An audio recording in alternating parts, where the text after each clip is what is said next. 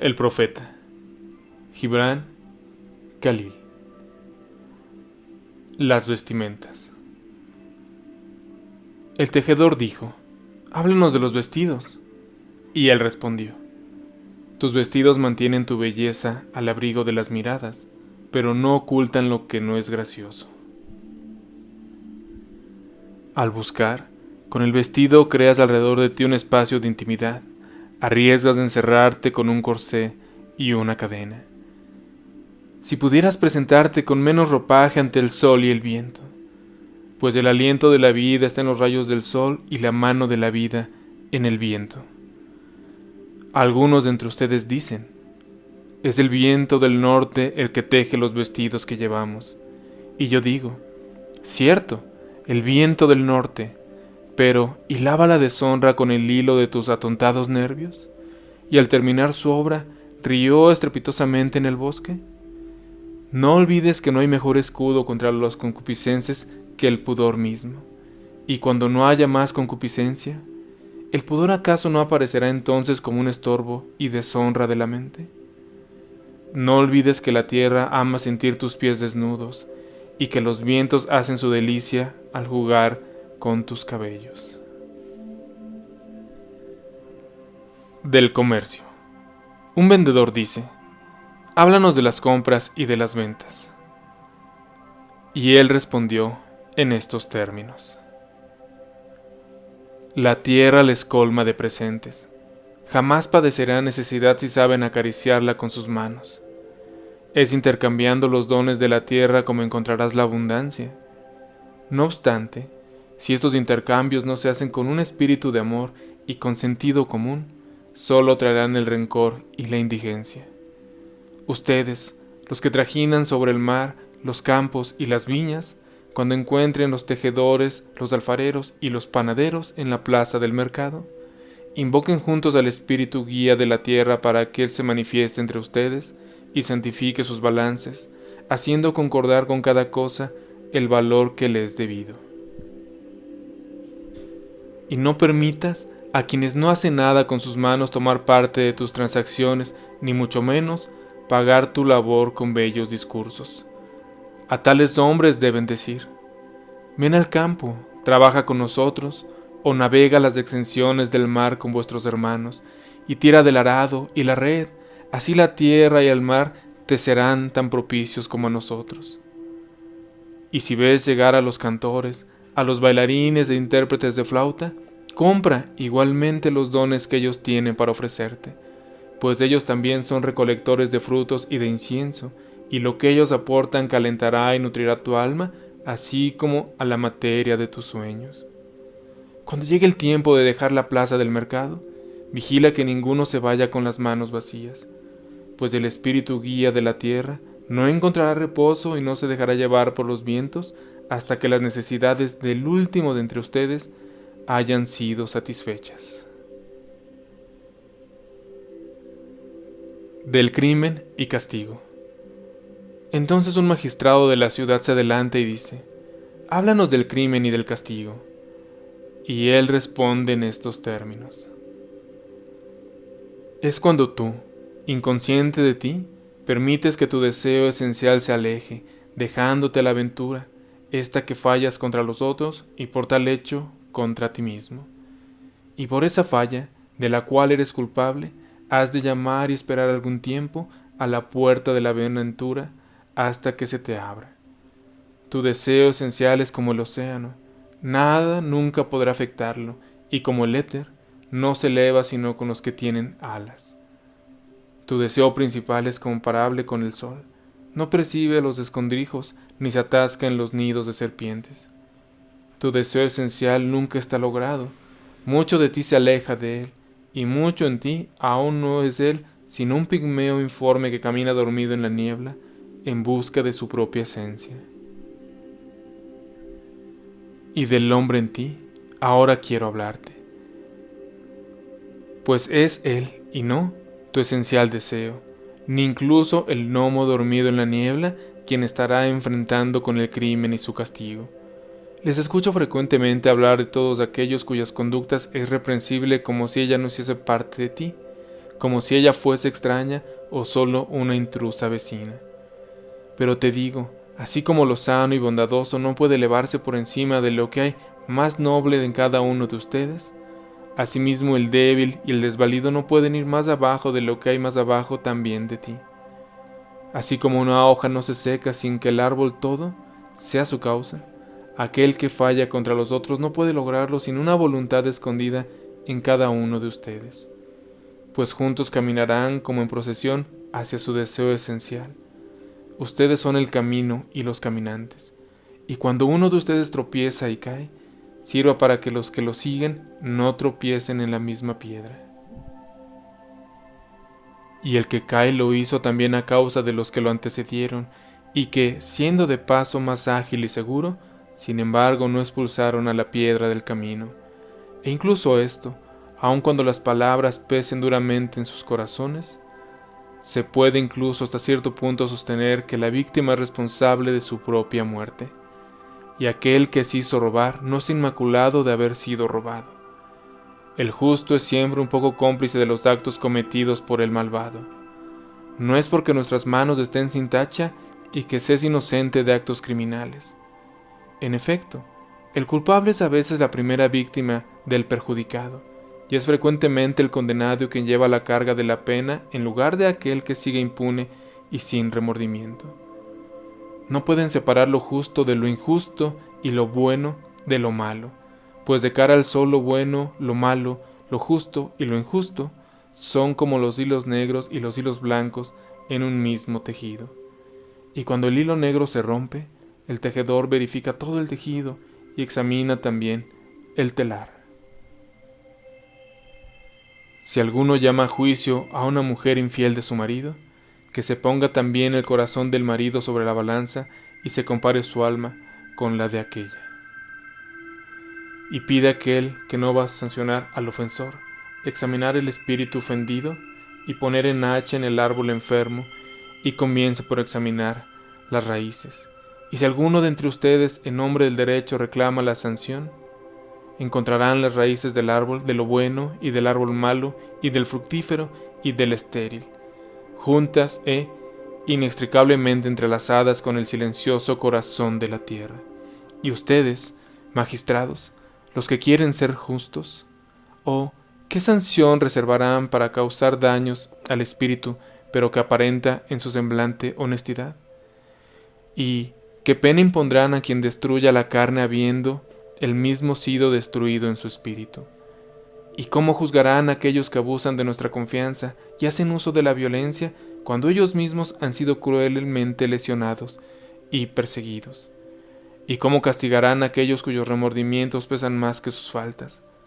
¿Los remordimientos acaso no son un castigo administrado por la ley misma a la que ustedes pretenden ser fieles servidores?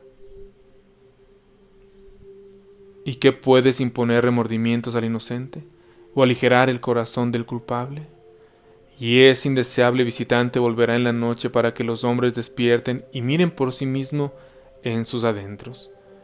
Y ustedes que quieren enseñar lo que es justo, pueden hacer el acto de sacar a la luz la verdad y su lógica, que es la ley. Entonces podrán reconocer que quien es erguido y quien ha caído con un solo y mismo hombre entre la noche de lo no sabido y el día de la palabra verdadera, y que la más pequeña piedra, base de la fundación del templo, no es menos indispensable que la llave que abre su cúpula. De las leyes. Entonces un abogado dijo: ¿qué dices de nuestras leyes, maestro? Y él respondió: les complace establecer leyes, pero más les complace transgredirlas. Como los niños, durante horas construyen castillos de arena para enseguida destruirlos en medio de grandes estruendos y risas. Pero mientras ustedes construyen sus castillos, el océano trae más y más arena a la playa, y cuando ustedes lo destruyen, el océano ríe con ustedes. En verdad el océano se regocija siempre con el inocente, pero ¿para quién la vida no es un océano ni las leyes humanas un castillo de arena, sino que la vida es una roca y las leyes con el cincel con el cual quieren escupirla a su imagen? ¿Qué hay del lisiado que odia a los que danzan? ¿Qué hay del buey que ama su yugo y para que el ciervo y el alce del bosque son solo bestias extraviadas y errabundas? ¿Qué hay de la vieja serpiente que no puede cambiar su piel y que dice que las otras que están desnudas y que son unas desvergonzadas?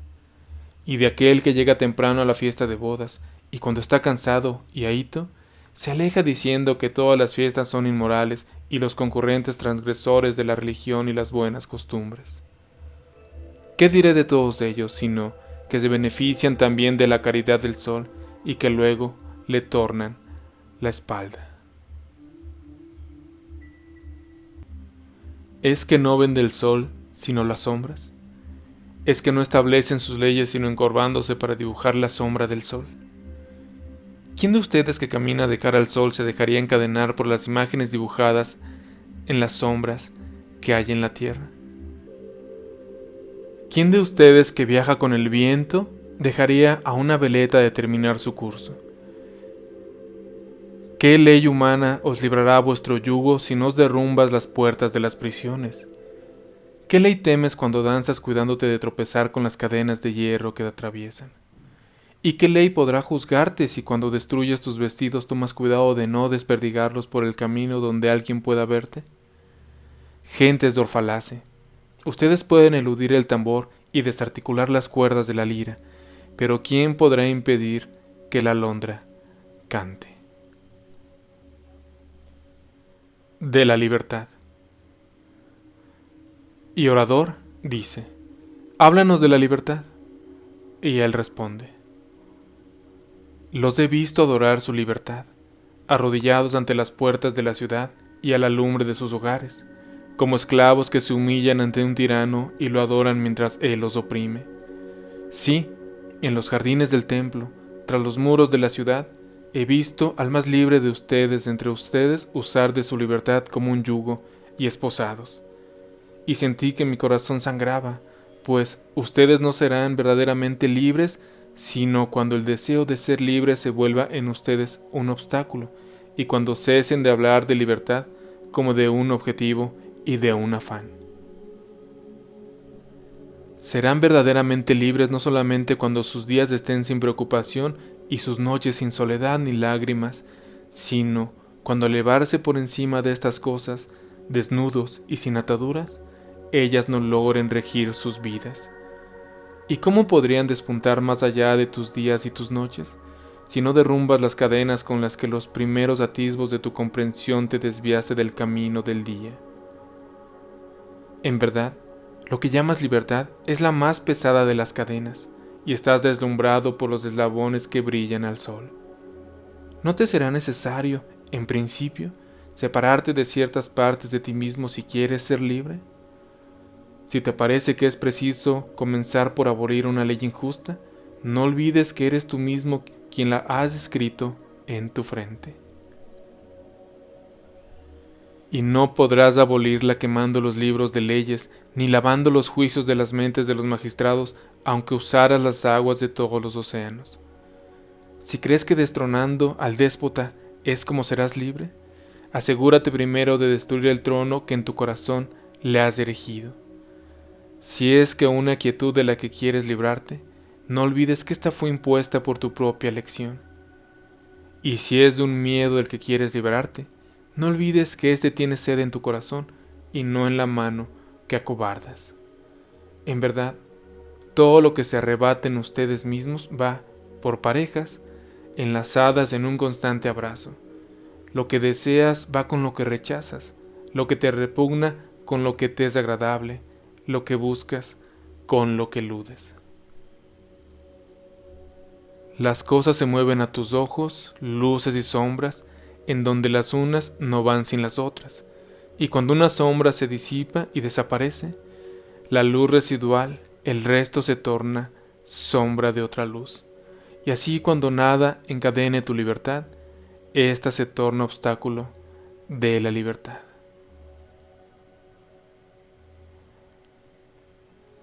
De la razón y la pasión. Y la sacerdotisa tomó la palabra y dijo, háblanos de la razón y de la pasión. Y él respondió, diciendo, Tu alma frecuentemente es teatro de combates donde la razón y el juicio se oponen a tus pasiones y a tus apetitos. Sería mi más caro deseo darles la paz del alma, que las discordias y las rivalidades que los destruyen y se transforman en unidad y armonía. Pero ¿cómo?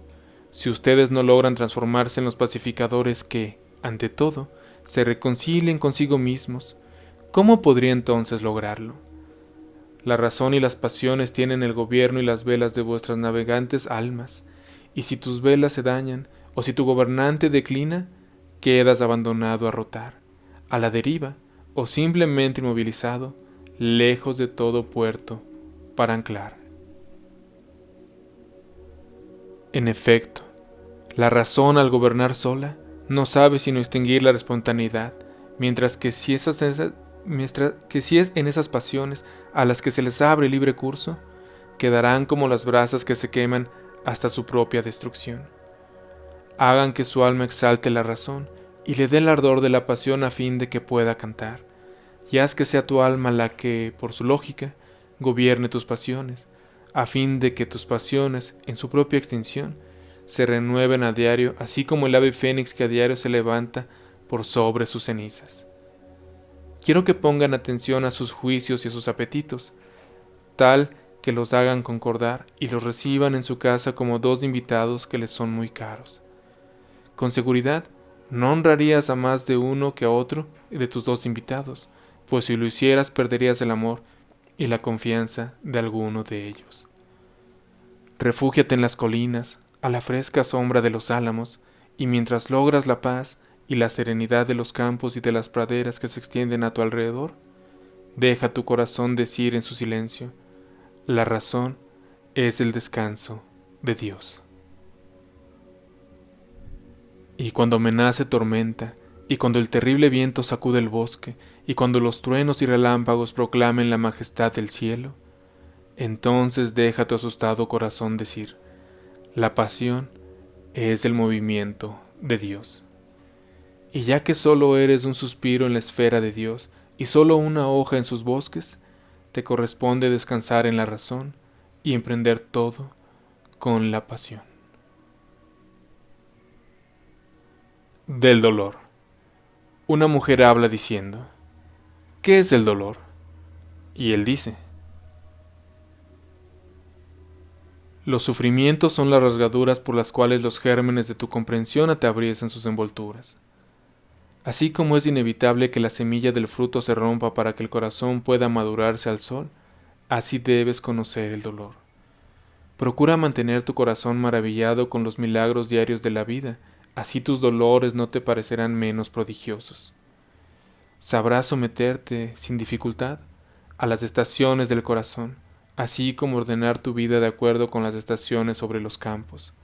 Esperarás alerta y serenamente los inviernos de tu tristeza. Tus sufrimientos son en gran parte afligidos por ti mismo. Ellos son esa pócima amargada por la cual el médico que está en ti cuida a lo enfermo en ti. Por lo tanto, confía en este médico y bebe su remedio con toda tranquilidad y sin lamento, aunque te parezca difícil y absurda. Su mano está guiada por la tierna mano del invisible. Y si la copa que él te brinda quema tus labios, no olvides que ha sido moldeada por las propias sagradas lágrimas del alfarero. Del saber de sí. Y un hombre dice: háblanos del conocimiento de sí. Y él respondió: sus corazones contemplan en silencio los secretos del día y de la noche, pero sus oídos padecen por el ruido del conocimiento de sus corazones. Quieren discernir con palabras lo que siempre han presentido en sus adentros, y sin duda quieren también tocar con las manos el desnudo cuerpo de sus sueños, y es bueno que lo hagan. La fuente profunda de tu alma necesita emerger y correr murmurando hacia el mar. Los tesoros de tus profundos arcanos serán revelados a tus ojos. Pero no pongas en balanza vuestros desconocidos tesoros. No es con palos ni sondas como conocerás la profundidad de tu saber, porque ese yo profundo es un mar inconmensurable. No digas: he encontrado la verdad, sino más bien di: he encontrado una verdad. No digas: Yo encontré la vía única del alma. Di más bien, he descubierto el alma en mi camino, pues el alma camina en todos los senderos. El alma no avanza sobre las grandes vías bien trazadas, ni crece como el bambú. El alma se despliega como un loto de innumerables pétalos. Del enseñar. Dijo entonces un maestro: háblanos del enseñar. Y él dijo: ningún hombre puede revelarles más de lo que reposa ya, semidormido, en el alba en la que llegarán, esto por ustedes mismos, al conocimiento. El maestro que camina a la prestigiosa sombra de un templo en medio de sus discípulos, no les da de su sabiduría, sino que les transmite de su fe y de su amor, su disfrutar en esa búsqueda. Pues si él es verdaderamente sabio, él sabe que no podrá hacerlos entrar en la casa de su sabiduría, y él los conducirá no obstante hasta el umbral de tu propio espíritu. El astrónomo les hablará de grandes espacios de los que él tiene una gran comprensión, pero no podrá darles esa comprensión. El músico puede hacerles sentir, por su canto, las profundas resonancias del universo, pero no puede darles el oído que detecta el ritmo ni la voz que le hace eco. Y el que domina la ciencia de los números puede hablarles de los confines de los mensurables, pero no puede conducir a nadie hasta ellos, pues la visión de un hombre no puede tomar su vuelo de la visión de otro hombre, así como cada uno recibe solo de él su amor, asimismo a cada uno se halla solo ante el conocimiento de Dios y su comprensión de las cosas. De la amistad. Uno de los jóvenes dice: háblanos de la amistad. Y él responde diciendo: con tus amigos encontrarás la satisfacción a tus deseos. Ellos son el campo que siembras con amor y cosechas con agradecimiento. Ellos son tu mesa y tu hogar, pues no temes sentarte o presentarte ante ellos con tu hambre y los buscas para el apaciguamiento en su compañía. Cuando un amigo revela en el fondo de su pensamiento, no temes escucharlo abiertamente, sin cerrarte a lo que él te dice, y no tienes miedo de ir hacia él con el sí del asentimiento. Y aun cuando sea silencioso, tu corazón está escuchando su corazón, pues entre amigos los pensamientos, los deseos, las esperas, nacen y son compartidas espontáneamente, sin palabras. Cuando tengas que separarte de tu amigo, no te aflijas, pues lo que más amas en él puede serte revelado más claramente en su ausencia, como la montaña que ha sido escalada es más clara vista desde el llano. Y no busques en la amistad otra cosa que el profundizar en las cosas del espíritu, pues el amor que no busca esclarecer su propio misterio, no es amor sino una red lanzada con la que no sabes qué tormentos hallarás. Que lo mejor de ustedes mismos sea para sus amigos. Si le das a conocer tus reveses de fortuna, hazle conocer también tus éxitos. Pues ¿qué haces de la amistad si no buscas tus amigos sino para matar el tiempo? Busca más bien su compañía para vivir las horas, pues él está para llenar tus necesidades, pero no tu vacío. En la dulzura de la amistad, guarda un lugar para la risa y un lugar para compartir el placer, pues en la fragancia de las pequeñas gentilezas, que el corazón se torna matinal y fresco. De la palabra. Luego un erudito avanza y dice: háblanos entonces de la palabra. A lo que él responde diciendo: ustedes hablan cuando no quieren escuchar el rumor de los pensamientos que les atormentan. Cuando no logran refugiarse en la soledad de su corazón, se ponen por entre sus labios y las palabras que pronuncias no son sino divertimentos pasatiempos, pues casi todo lo que dicen son palabras vacías. Como un pájaro en el cielo, el pensamiento puede abrir sus alas en la jaula de las palabras, pero no encontrar allí su vuelo. Algunos de entre ustedes sin darse cuenta y sin pensar, por lo tanto revelan verdades que incluso ni ustedes mismos comprenden. Y finalmente hay quienes poseyendo la verdad interior, sin premeditación y a pesar de ellos mismos, hasta sin palabras, la revelan, pues en lo más profundo de ellos mismos experimentan el puro y silencioso ritmo del espíritu. Cuando encuentren un amigo en la calle o en la plaza del mercado, dejen que el espíritu que está en ustedes anime el lenguaje que ustedes articularán. Deja que la voz en tu voz hable el oído en su oído, pues en su alma quedará inscrita por siempre la sinceridad de tu corazón, como el sabor del vino es recordado después de haber ya olvidado el color, cuando nada queda. Del tiempo. Entonces un astrónomo se dirige hacia él y le dice: Maestro, ¿qué es el tiempo? Y él responde: ¿te sería posible medir el inconmensurable e infinito tiempo? ¿Te sería posible regular perfectamente tu conducta y con el curso de tus pensamientos con las horas y las estaciones? ¿Te sería posible hacer del tiempo un río cuyos bordes irías voluntario a sentarte para contemplar su curso? Si de la parte intemporal de ustedes mantuvieran siempre conciencia de la perennidad de la vida, y la conciencia de los días pasados nunca hubiese sido más que la memoria del hoy, ¿cómo los días del mañana no serán más que los sueños de hoy? Pues lo que en ustedes canta y contemplas es el lejano eco de la deflagración original en que se esparcieron las estrellas en el cielo. ¿Quién de entre ustedes no siente con cuánta intensidad podría amar? Y no obstante, ¿quién no se entristece por ese amor ilimitado y queda encerrado en el centro de sí mismo, moviendo sino de un pensamiento amoroso otro pensamiento amoroso, o de un acto de amor otro acto de amor? ¿Y el tiempo no es acaso como el amor, sin división y sin lugar? Pero, si en el pensamiento tienen que dividir el tiempo en estaciones, hagan que en cada estación se puedan identificar todas las otras estaciones, y dejen que el recuerdo se funda hoy con el pasado, y que el futuro se funda con el deseo.